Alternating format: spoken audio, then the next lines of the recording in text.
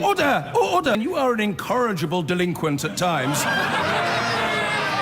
Behave yourself, man! A former Conservative Party chairman has become the latest figure to intervene in the escalating row surrounding David Cameron's lobbying of ministers on behalf of Greensill Capital, a finance company that has since gone bust. Lord Pickles, who currently advises ministers and officials when they take jobs after leaving government, says there didn't seem to be any boundaries at all between civil servants and the private sector. His comments follow the revelation that a top civil servant was working for the government and Greensill at the same time. Here's our political editor, Laura Koonsberg. One out, one in. The revolving door. Politicians and officials leave public service and walk into big private sector jobs. It's allowed within a set of rules. But the man checking up on Sleaze thinks some officials have gone too far. This is not a satisfactory situation. And I think not only you are entitled to know, or I'm entitled to know, I think the wider public are entitled to know what these arrangements are. I hope this doesn't sound rude. There doesn't seem to be any boundaries at all. But all he can really do when things go wrong is write stiff letters. Dozens of them are published every year. Ministers and officials don't need permission to take jobs on after politics. They're just meant to follow advice. I think things have been allowed to drift. I had the vaguest feeling that you might be looking at a cohort entitlement, whereby the existing cohort looked after the cohort that's just left in the assumption that the cohort that's coming up will look after them. In the middle of this mess is the former Prime Minister and the banker, Lex Greensill, who was a government advisor when David Cameron was in power. He'd impressed the country's most senior civil servant at the time, Sir Jeremy Haywood. Another top official, Bill Crothers, was even allowed to start working for Greensill while on the public payroll. Years later, David Cameron started working for Greensill's now defunct bank, texting and contacting not just the Chancellor, but 2 other Treasury ministers, and arranged drinks for Greensill with the Health Secretary and other officials. Was it all just too close for comfort? Increasingly, we're seeing a murkier and murkier picture, whether it's, the way contracts are handed out, the lack of due process, or the lobbying, which, it's not a revolving door, it's an open door now into government. There are now several investigations into exactly what happened at Greensill, whether the rules failed or individuals failed to follow them. And remember, lobbying, trying to influence the government, can be perfectly legitimate. And ministers and officials have to earn a living when they leave this place. But any contacts are meant to be open, with no nudges and winks. Several ministers have told the BBC today it's time to tighten up the rules. But does Number 10 have the appetite yet for a wider shake-up? I think the most important thing is for us to get to the bottom of it properly, and I want all ministers and civil servants to be making the information that needs to be known. Who knew about Greensill, the bank that's gone under, is one thing. But there's concern here about an atmosphere where what can matter is who, not what you know. Laura Koonsberg, BBC News, Westminster. Urgent reforms are needed to oversee possible conflicts of interest between Whitehall and private firms, according to the man in charge of vetting appointments. Former Tory Minister Lord Pickles said there didn't seem to have been any boundaries at all to prevent a senior civil servant from simply taking a job at the now collapsed finance firm Greensill while working at the heart of government. 6 investigations are now being launched into the Greensill scandal. Our economics correspondent Helena Ebrahimi has this report. Order, order. Good morning and welcome to the Public Administration and Constitutional Affairs Committee. Now just one of the parliamentary committees looking at the David Cameron lobbying scandal. Morning, sir. Today they heard testimony from Lord Pickles, who chairs the lobbying watchdog. He said he'd never seen anything like this in his 40-year career. Part of the problem we've got is it's just not being clear where the boundaries lay. In fact, I hope this doesn't sound rude, there doesn't seem to be any boundaries at all. Lord Pickles called for urgent regulatory reform after revelations of close links between former ministers, senior civil servants and the failed finance firm Greensill. At the centre of the scandal is the relationship between these two men, Lex Greensill and David Cameron. Greensill became a non-official special advisor to the Prime Minister, getting access to pitch to government departments. Later, he gave Cameron a lucrative job alongside this man. So the more you put in, the more you get out. Bill Crothers, talking in 2017, was the head of government procurement. He took a job at Greensill while still working in Whitehall and didn't seek clearance from Lord Pickles' lot. His defence was that it was sanctioned by the Cabinet Office and that he wasn't alone. Lex Greenhill, Lex, where are you? Give us a wave. This has raised all sorts of questions about the oversight on private sector roles, first sparked by Cameron's position with Greensill. I've been involved in public life a long time, like your good self. I've never really come across anything quite like this before. To misquote P.G. Woodhouse, my eyebrows did raise the full quarter inch. On the other side of Parliament, another inquiry is planning its attack lines. Crucially for us, it's about how following taxpayers' money. We want to have David Cameron as a witness because he was material as a former Prime Minister in deciding on things like supply chain finance and embracing that initiative. And he's now been pushing that issue outside of Parliament. So he's got something to tell us here, and we want to hear what he's got to say. Hillier's inquiry is now one of 7. The Prime Minister's review is led by Nigel Boardman. Then you have the Parliamentary Affairs Committee, which could call David Cameron. The Treasury Select Committee could see the Chancellor testify. The Business Select Committee, the Committee on Standards in Public Life, the Public Administration and Constitutional Affairs Committee, which saw Lord Pickles testify. And then you have the work on top of all of this by Simon Case of the Cabinet Office, checking who else has a second job. I think the most important thing is for us to get to the bottom of it properly, and you're absolutely right that we need to understand completely what's gone on here. I agree thoroughly with Lord Pickles. What has happened to us? When did we stop caring about honesty? Today, Pickles described himself as the Ted Hastings of AC-12 from Line of Duty. It's yet to be seen whether politicians can tackle the murky world of paying for privileged access within their own ranks. This is an incredibly complex story. On the one hand, you've got what's going on in Parliament and the issues around lobbying, but then there's a whole other story which relates to the actual companies behind what's going on. First, Greensill, which has collapsed and is being investigated in Germany for potential balance sheet manipulation. Then you have Liberty Steel, the company that borrowed billions and is now fighting for its survival. It says it's done nothing wrong but relied too heavily on one lender. But there are growing questions over company links, opaque structures, the nature of the invoices that were used to borrow the money. And in this country, that could become an issue for law enforcement. Elia Ibrahimi reporting. Well, now joining us is Lord Robin Butler. He was Cabinet Secretary to 3 Prime Ministers, Margaret Thatcher, John Major and Tony Blair, and served as head of the Civil Service for a decade until 1998. Lord Butler, thank you for joining us. What do you make of Mr. Pickles' statement, or Lord Pickles' statement, that there didn't seem to be any boundaries at all when it came to mixing with the private sector for people already in Whitehall or in Parliament? Well, I think that if Mr. Crothers' appointment as a director of Greensill after he left the civil service didn't go to the advisory committee on business appointments, then yes, something was certainly wrong. It should have done.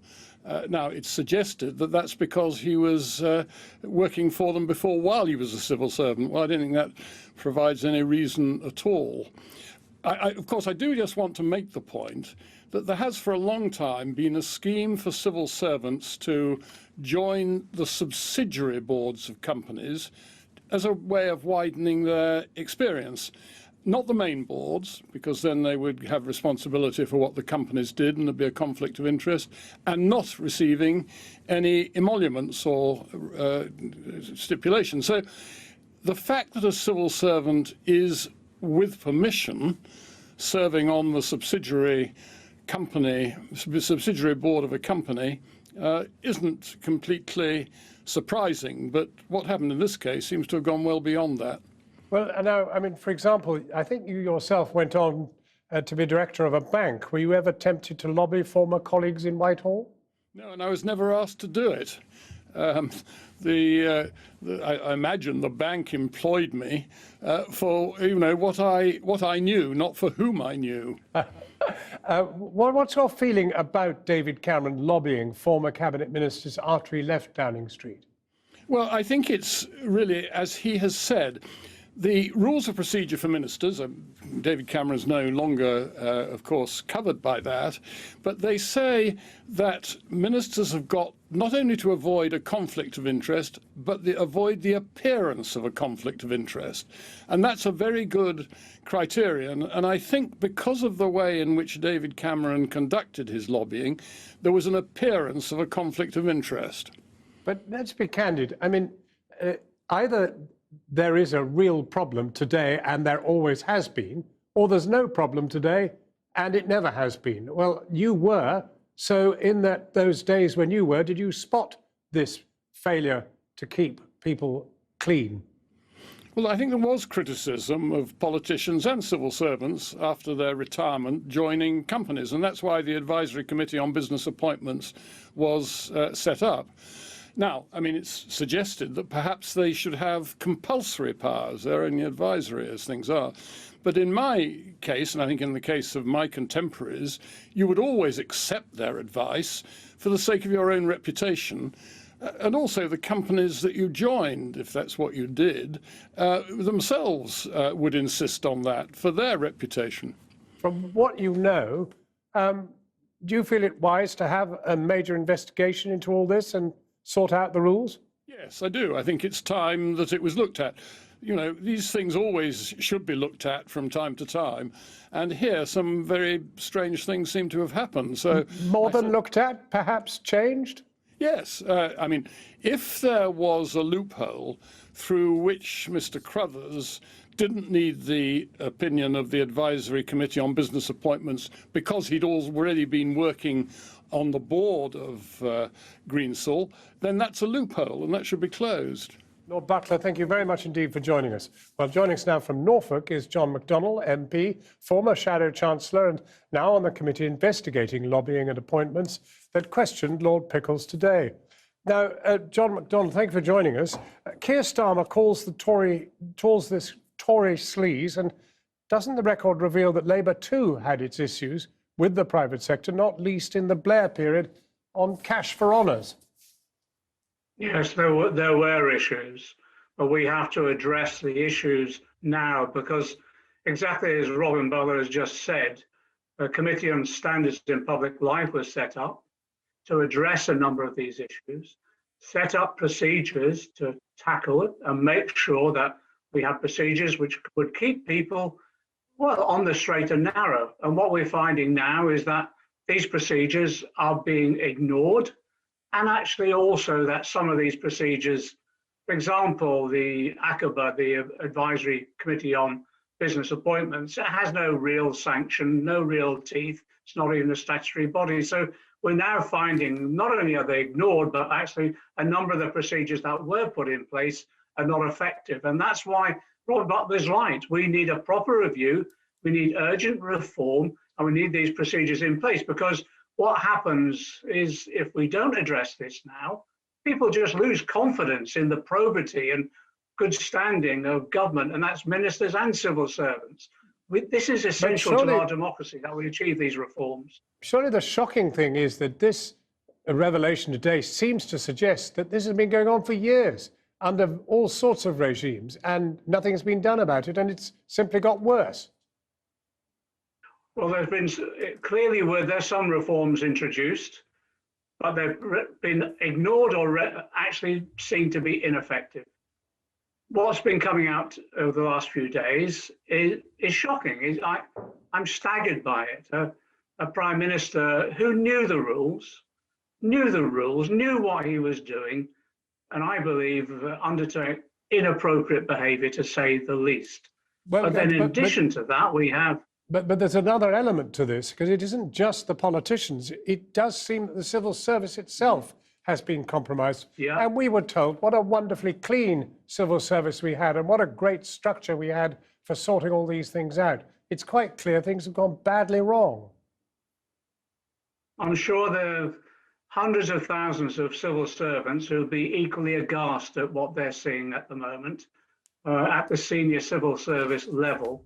And therefore, we do need to address this very serious issue. We've seen David Cameron's behaviour, which I think is highly inappropriate. We've seen the appointments that he's made of a senior advisor who's been appointed in a way which is not controlled by virtually any rules by the sound of it. And now we've seen other senior civil servants who've completely ignored the rules and almost set up their own system for approval of what they're doing. That cannot be right. We've got to have major reform. A very quick question, and that is 6 inquiries. Is it enough, and do you have confidence in them? I have confidence in the Parliamentary Select Committees bringing forward a series of reforms, but it has to be thorough, has to be speedy, and in that way we can, I think, re-establish confidence in the way our democracy works, because if we don't, I actually think there'll be an anger amongst the general public about the behaviour of both senior politicians and senior civil servants. John McDonnell, thank you very much indeed for joining us. There's been weeks now of getting to grips with opaque financial mechanisms and previously obscure Australian finance companies, which, it turns out, penetrated into the heart of David Cameron's government. But for many, the revelation that while still on the government payroll, a senior civil servant also worked for the finance company at the heart of the lobbying scandal was the moment the story really cut through. Today, Lord Pickles, who chairs the committee that advises ministers and government officials when they take up jobs outside Whitehall, said the system needs urgent reform. The Prime Minister agrees. No fewer than 7 inquiries have been triggered by the Greensill affair. But how likely really is change after a scandal that has sucked in not just a previous Prime Minister, but also apparently involved some of the most senior members of the current government? And our political editor, Nick Watt, is here. And Nick, I think you've got some unfolding news for us tonight. Well, Katie, it's exactly 4 weeks to the day since the FT broke the story that David Cameron had been lobbying the government on behalf of Lex Greensill. As you say, the focus now is on that double hatting by civil servants. The Cabinet Secretary, Simon Casey, read the Riot Act of Permanent Secretaries yesterday, and the Prime Minister is not happy about that.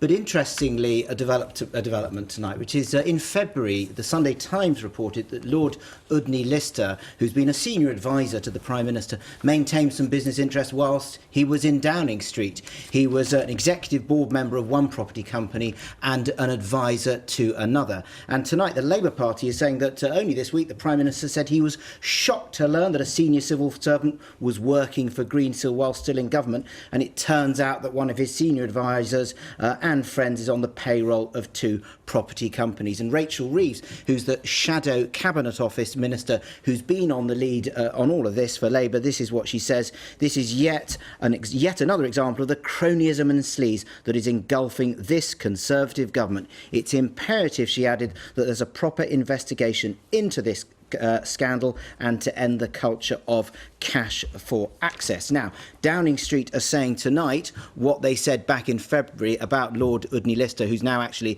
the Prime Minister's envoy to the Gulf, and they're saying that he's at all times followed the Cabinet Office guidance and code of conduct. But today, I've been looking at the story that isn't going away.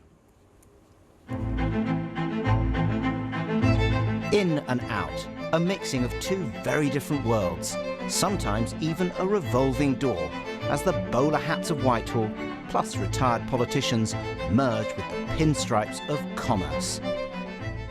Conservatives in government. And today, a pointed intervention by a former Conservative Party chairman over a one-time senior Whitehall official who briefly held a second job outside. It's fair to say, to misquote P.G. Woodhouse, that my eyebrows did raise the full quarter inch when I heard about this. A spotlight on that world has been shone by the revelation that David Cameron energetically lobbied on behalf of the Australian financier Lex Greensill. A relationship which dates back a decade when the late Cabinet Secretary Lord Hayward drafted Greensill into number 10 to boost business acumen. Hayward had strong support from Francis Maude, the father of Tory modernisation, whose job was to drive down the costs of government procurement. One of his acolytes was the Whitehall procurement chief, Bill Crowthers, whose decision to keep his Whitehall post briefly whilst moving to Greensill capital lies at the heart of this row.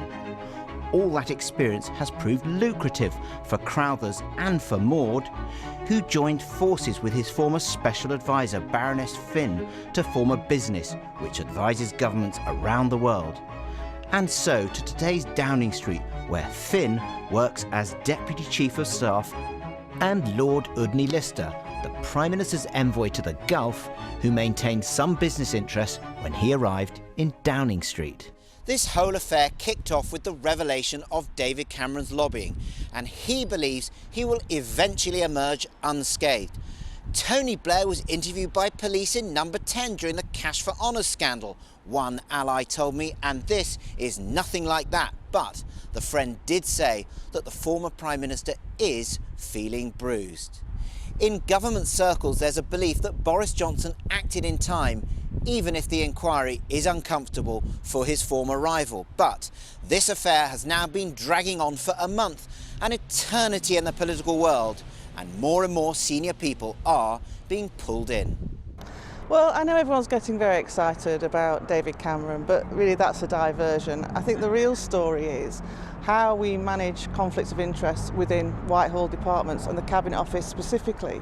I think there seems to be a real gap in how those relationships are managed and the accountabilities for it. And it's almost as if, whilst we see the advantages of bringing in private business into Whitehall and learning from those disciplines, it doesn't appear that the governance and accountability have really kept pace with that. An observer at Whitehall believes the rules need to be tightened. I think what it shows is that there are lots of gaps in the system and a lot of lack of clarity. If you listen to Eric Pickles giving evidence to a parliamentary committee this morning, and he's chair of one of these bodies which is supposed to be looking at all this, it's clear that he doesn't know what goes on in government, what the Cabinet Office processes would be for serving civil servants, and what everyone else has found is actually we don't know enough about what's going on, and that's the problem with lobbying. If it's not transparent, then people can't judge whether it's fair or not. Evolution rather than revolution is usually the watchword for Whitehall, but a wind of change is in the air for the Mandarin class and possibly for politicians too. Well, in a moment we'll talk to the government's anti-corruption czar, but first I'm joined by Kieran Martin, a former civil servant who was the Constitution Director at the Cabinet Office when the Lobbying Act was drawn up in 2014, and by Dr Susan Hawley, Executive Director at Spotlight on Corruption, an anti-corruption charity. And Kieran Martin, let's start with you. This scandal started as revelations about David Cameron, but it has widened so much, as Nick Watt was just saying earlier. You know, even one of the Prime Minister's closest aides had outside business interests while at Number 10. What's your take on it all?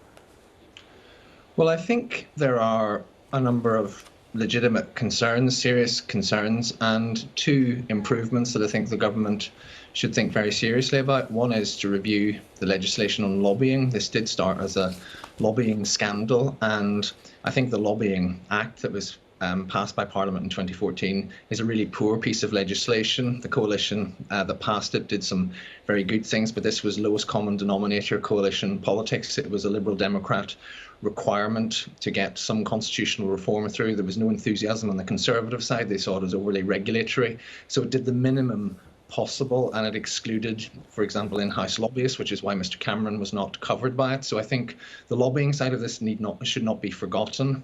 Then I think I have considerable sympathy for what Lord Pickles said, and I think he was put in a very difficult position today, and the people not to blame are him and his hard-working committee and their staff. They're doing their best with the rules given to them, and like him, I think myself and many other current and former civil servants did raise more than an eyebrow at this unusual arrangement that isn't widespread, and I think that sort of thing needs to be tightened, as well as a whole range of other things.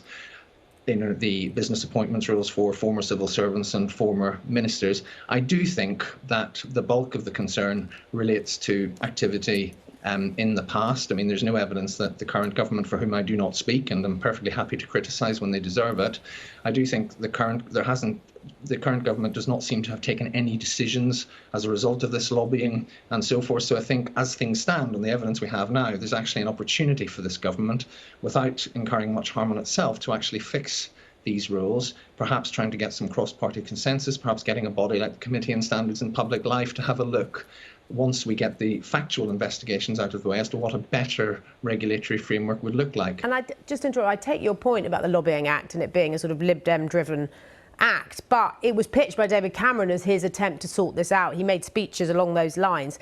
You were there, you were working at very senior in the Cabinet Office at that time. Did it surprise you, based on that, to hear when you heard about David Cameron texting and lobbying the Chancellor and others on behalf of Greensill, all that's emerged since? Well, I think there are two parts to that. One is, I mean, the Lobbying Act 2014, for whatever reason, is a rubbish piece of legislation. I mean, the only thing that can be said for it is it doesn't do much harm, but it doesn't do anything good. I mean, it really is the minimum possible. The scope of it was basically to have what they call consultant lobbyists.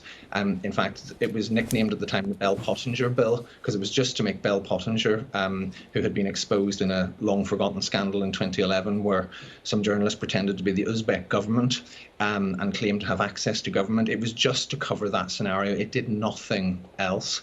The second point is, I mean, Mr. Cameron will speak for himself to whatever inquiries can happen. There is no system that can completely remove personal judgment about how to conduct oneself, and various people are going to have to talk about what judgments they made. I mean, everybody who has to work, and I've been through the ACOBA process, the business appointments process myself relatively recently. I'm still subject to it for more than another year. You have to exercise some personal judgment about how you are going to talk about things with former colleagues, and there's going to be no perfect system that can ever remove that element of personal judgment. Well, let me bring in Dr. Hawley.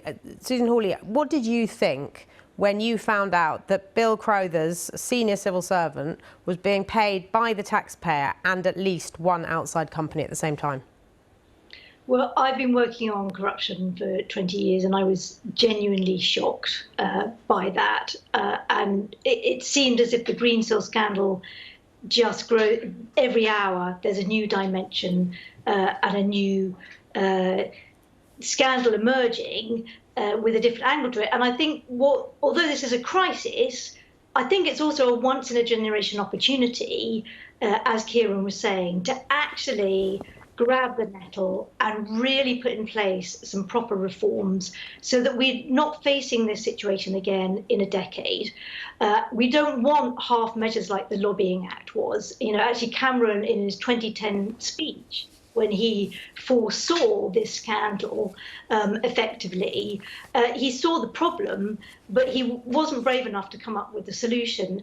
And now is the time for some really bold ideas. And we think there needs to be a really beefed up standards regulator along the lines of an ethics commission, which is actually what the Public Administration Committee recommended in 2012.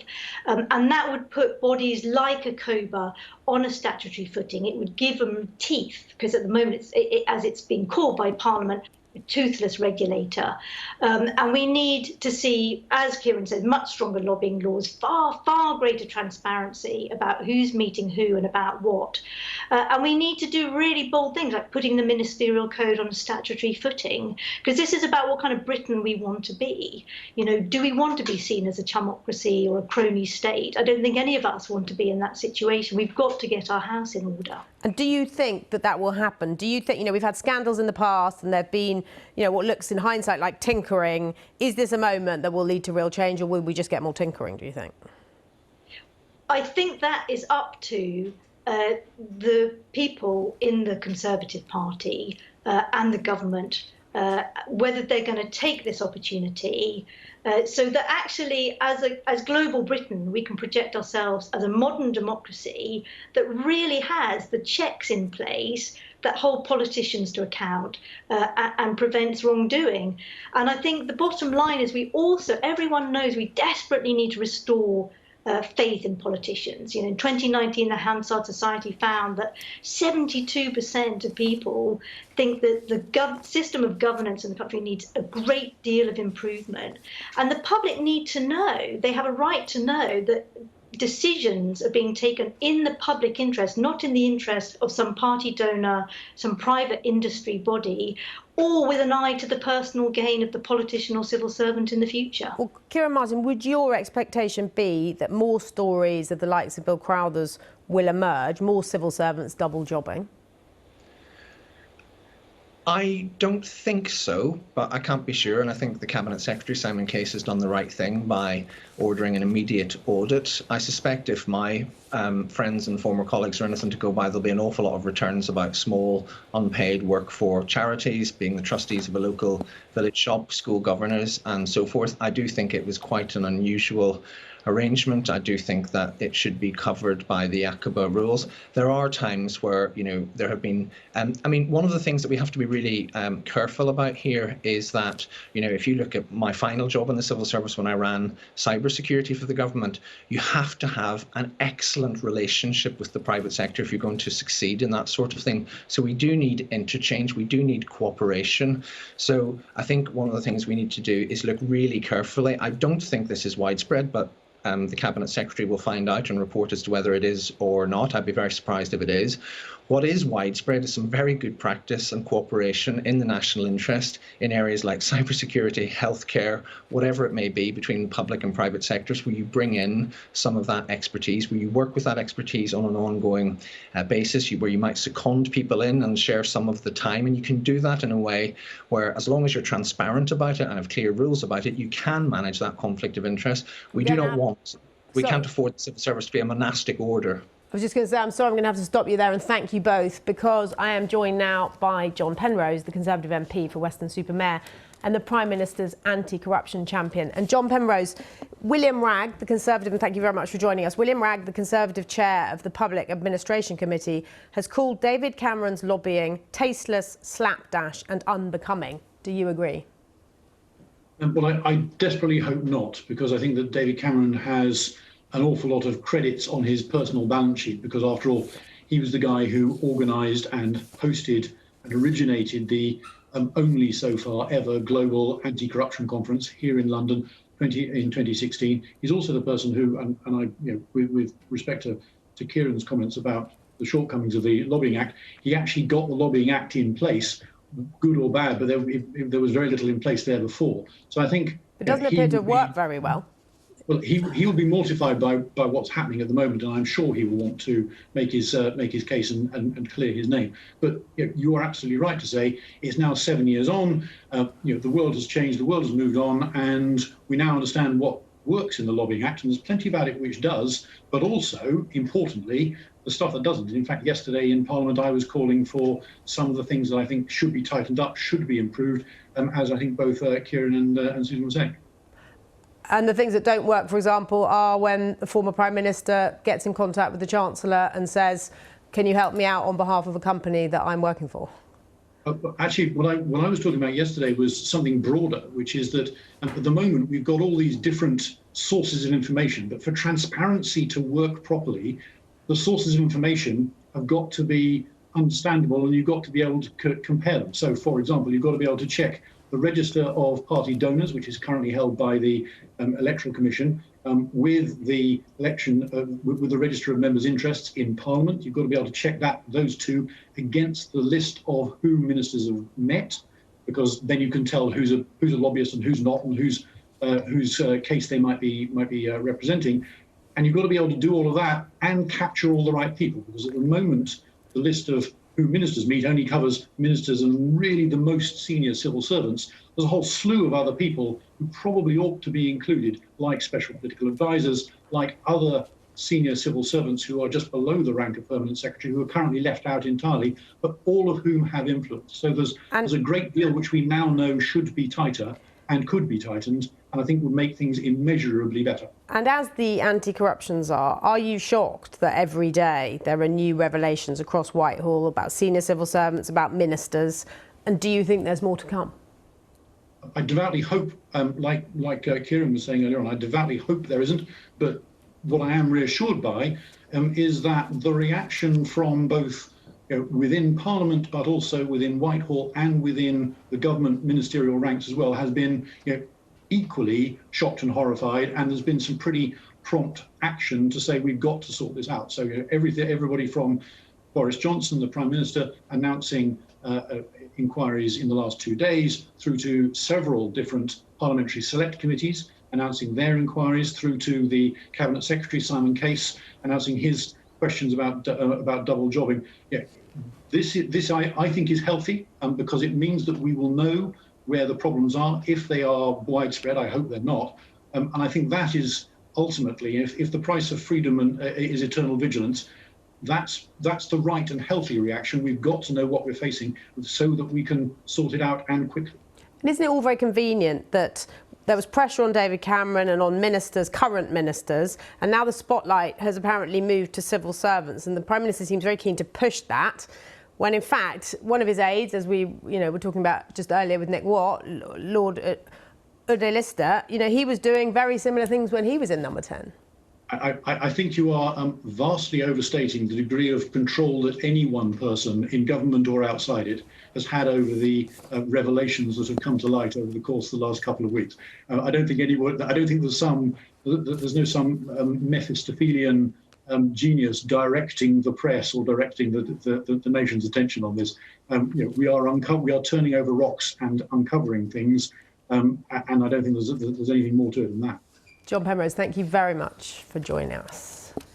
It is the scandal over power, influence and lobbying at the heart of government that just won't go away. And today another inquiry has been launched into Greensill Capital's relations with Whitehall, the collapsed finance firm which had former Prime Minister David Cameron on its books. Labour are also demanding answers over Matt Hancock's ownership of shares in a company which won a contract with NHS Wales. The government says that the Health Secretary acted entirely properly. Our business and global trade correspondent Paul McNamara now reports. One of our frequently asked questions is, can we shred lever arch files? And the answer is yes. As of today, there are plenty more questions concerning this document shredding company. Like, why did the Health Secretary not mention his sister Part owned the firm which won contracts with the NHS? 2019, the year after Matt Hancock became Health Secretary. Also the year Topwood was placed on a register of potential suppliers to NHS trusts, according to the Health Service Journal. It has won £300,000 worth of business from NHS Wales and has secured contracts with the English NHS. But Mr Hancock never declared any connection to the firm until this March, when he registered he now owns more than 15% of its shares. Today, a government spokesperson said Mr Hancock had, quote, acted entirely properly in these circumstances. Mr Hancock also has no responsibility for NHS Wales. You should obviously disclose that. The register of interest, ministers are supposed to declare not only any conflict of interest, but anything that could be a perception of a conflict of interest. So it seems absolutely cut and dried. But timing is everything, and this has been a bad week for the Conservative Party. Lex Greenhill, Lex, where are you? Give us a wave. The man David Cameron was looking for was Lex Greensill, a man he made a non-official special advisor when Prime Minister, and a man Mr Cameron then worked for and admitted lobbying ministers on behalf of. Today it emerged a second number 10 advisor was hired by Greensill Capital while working for the civil service. Former banker David Briarwood was brought into government in 2014 while David Cameron was Prime Minister. Just 2 months later, he became a director at Greensill, a post he held until February this year. There are already 7 inquiries into how lobbying is carried out. Today, an 8th. This one by the National Audit Office. This investigation will cover Greensill Capital's involvement in the government's COVID-19 support schemes, including the accreditation process and any post-accreditation monitoring of Greensill Capital's activities. For the government, cronyism and lobbying is fast becoming the story that will not go away. And today's development and the multitude of inquiries ensure it will stay that way. For Labour, well, they've already spent many of the last few months accusing the government of dishing out COVID contracts to firms with political connections, accusations which the government disputes. But coupled with these new revelations, this is a gift for Labour, providing them with an attack line on Sleaze, an attack line they hope will resonate with the public. Boris Johnson has vowed to, quote, get to the bottom of the Greensill scandal because the risks to his government are real. It's about public confidence. We'll see how damaging it is in the long run. But if you look back at some of the history of these sorts of scandals, some of them disappear without trace, and we can't even remember what happened a year afterwards. Others live in the memory. I mean, the MP's expenses scandal, for example, or the allegations of sleaze in the Major government in the 1990s, really kind of got purchase. And what they do in the longer term is undermine public confidence. Tonight is the deadline for senior civil servants to declare any other jobs outside of government. The reputations of mandarins now joining their ministers under the spotlight. Well, with me now is Lord Bob Kerslake, who was head of the civil service under David Cameron. Lord Kerslake, thanks very much for joining us. There are now 8 different inquiries by august government committees, including one ordered by the Prime Minister himself. But if you're the man or woman on the Clapham omnibus, you don't need an inquiry to tell you this stuff doesn't look good and it doesn't smell good either, does it? No, it's quite extraordinary. As you say, 8 inquiries. And I think the perception of the public will be, how does this happen? How can this be allowed to happen? The pervasive influence of Greensill Capital throughout really government is quite unbelievable. And I think we have to get to the bottom of how this happened and how we can prevent it happening in the future. The trust of the country in our services, in our government, in our civil service is paramount to their effectiveness. And so we cannot allow this to continue. And at the heart of this scandal, David Cameron, who was Prime Minister, you were head of the Civil Service when he was Prime Minister, his part in all of this is indicative of this sort of revolving door between politics and private business. What do you make of his involvement? Well, I think he has let himself down, I have to say. It's one thing to kind of lobby or approach ministers or civil servants on an issue, and there are often issues that get raised. But when you're doing it in the way that he did, a sustained campaign on something where apparently he stood to gain or lose £20 million, that's of a different order, I think.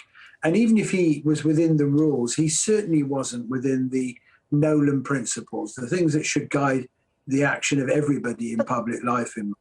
But that's absolutely the difficulty, isn't it? He insists he did nothing wrong, no rules or code broken. But that's part of the problem, isn't it? That the rules, the code, the principles, nobody's paying any attention to them, are they? Well, look, we do need to tighten up some of these rules. Clearly, the situation when Bill Crothers was able to effectively avoid the so-called appointment regulation rather than go through that. The issue of how former prime ministers use their access to lobby on things where they have a financial interest. We've got to look at all of these rules. But what I would say to you is, first of all, we shouldn't assume this is pervasive with civil service. My experience is not that, and I'm sure many civil servants are as horrified as I am about what we're seeing here.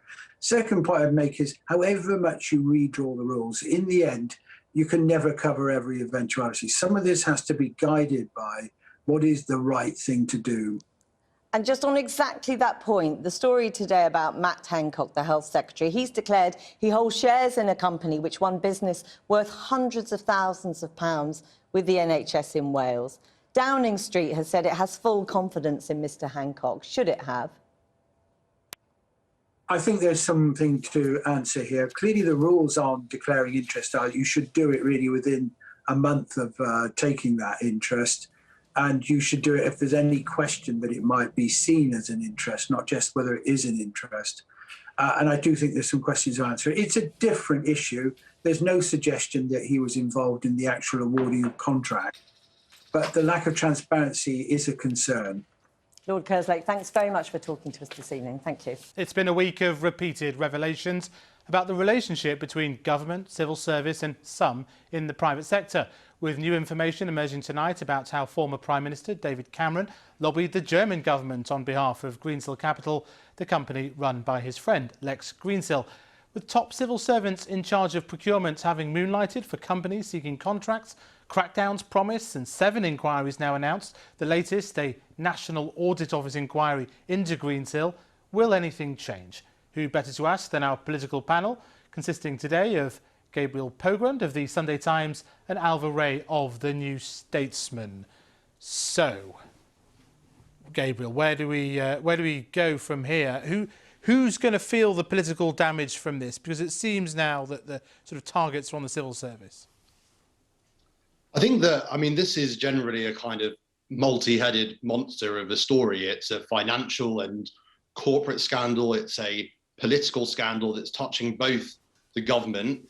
Last week, that was in the form of Rishi Sunak and Matt Hancock, both of whom were lobbied by David Cameron. And as you say now, the civil service as well. In some respects, this story kind of moves in 2 phases. There's the period starting in 2011 when Lex Greensill, a then unknown Australian banker in his 30s, was parachuted into Whitehall by a man called Jeremy Hayward, who would go on to become the cabinet secretary, the most senior official in the land, and was basically given free roam across Whitehall to pitch schemes and financial instruments from which he would, at least in one case, go on to benefit. As well as that, we know now that Greensill poached at least 2 officials, one of whom was the head of the Crown Commercial Service, the leading procurement official in the government. So this guy, Bill Crothers, not only went from gamekeeper to poacher, he in fact played both roles at once. It wasn't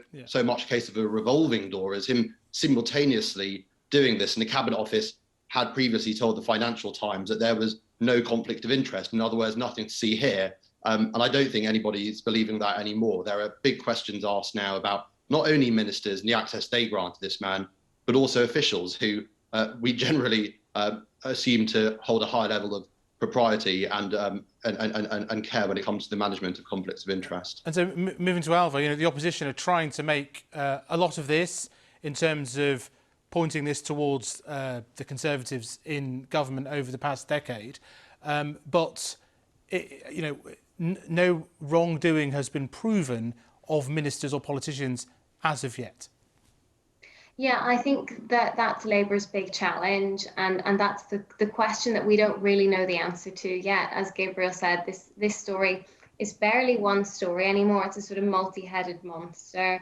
I think the question that we don't have the answer to is whether the public, which doesn't seem to be following this that closely, polling would indicate, the question is whether they see this as a story about the political class in general, and certainly the involvement of the civil service in this complicates that and makes that more likely, or whether they see this as a story of Tory sleaze, which is how Labour are trying to convey it. I think that the big question really is, Labour are kind of slightly ignoring the civil service angle for the moment, or they're kind of trying to emphasise that this was all presided over by a Tory government, and their big advantage, for the Labour advantage here, is that they haven't been in power for really quite a long time now, so they can be fairly sure that this doesn't touch them in the same way.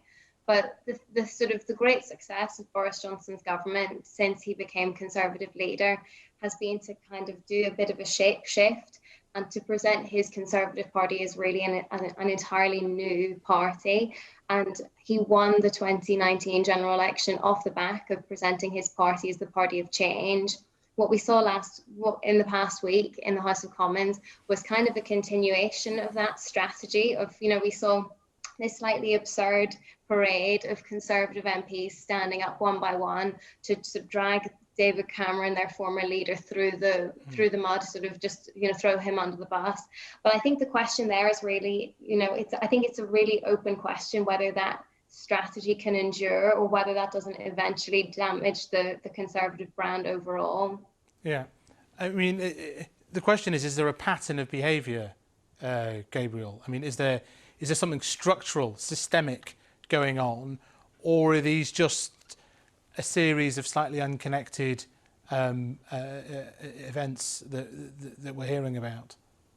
You made a critical point when you set out the details of this, which is that David Cameron's not been found to have done anything wrong. And for many people, that itself is the issue. It has called into question the wider architecture that we have to regulate politics, and the rules in question are so often so lax that people can, with relative impunity and amid a lack of transparency, go on to work for companies which they had a direct role in managing during their time in office. I mean, there are 7 inquiries going on now. I mean, we haven't had the text messages, have we, from David Cameron to the Chancellor? Are they going to get to the bottom of this? Either of you? Well, I think we don't really know what this is. I mean, you say there are 7 inquiries. They range from a kind of broader look at the landscape of ethics in public life, all the way to a very specific investigation into the circumstances under which Greensill became a lender under a COVID emergency scheme. I mean, I think that, we've got all these inquiries swirling in the background. Alva made the point that, as it stands right now, it might be difficult to digest for a lot of people. But the thing which is going to ensure this scandal runs and runs is the fact that Lex Greensill, this is not just an SW1 story. His conduct and his symbiotic relationship with the steel tycoon Sanjeev Gupta now imperils 55,000 jobs, including 5,000 in Britain. So a lot of the time we say, oh, everybody knows that the swamp is rotten and toxic. Nobody likes politicians anyway. What's new over here? Well, the answer to which is that the access granted to Greensill as he went across Whitehall, as he wooed the political establishment, and then as he employed David Cameron, let him gold plate his own CV as he engaged in some of these high risk financial instruments that have, are now more likely than not going to cost a lot of people their jobs. And I think at that point it becomes a lot more serious and a lot more difficult to dismiss as merely something which is being discussed in the parlour rooms of Westminster. Well, thank you, Gabriel and Alva. We'll have to leave that there. Thanks very much for joining us on that issue.